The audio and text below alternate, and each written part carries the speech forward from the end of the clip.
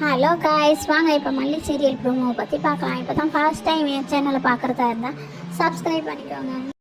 Devasena madam கோர்ட்டில் நின்று எல்லாத்தையும் லெஃப்ட் அண்ட் ரைட் வாங்கிடுறாங்க. அந்த நேரத்தில் ரஞ்சிதா கூண்டில் நின்று அவங்க கிட்ட நல்லா மாட்டிக்கிறாங்க.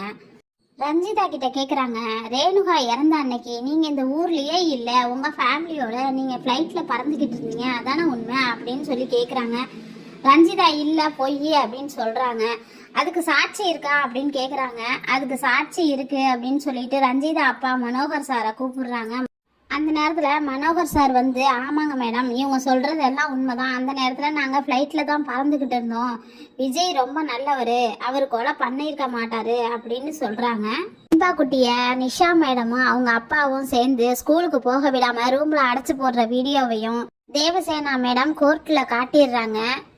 அதுக்கப்புறம் தேவசேனா மேடம் என்னோட கட்சிக்காரர் விஜய இந்த பொய் வழக்குல இருந்து ரிலீஸ் பண்றதோட கதிரேசன் சார் கஸ்டடியில இருக்கிற வெண்பாவையும் ரிலீஸ் பண்ணணும்னு சொல்லி கேட்டுக்கிறாங்க.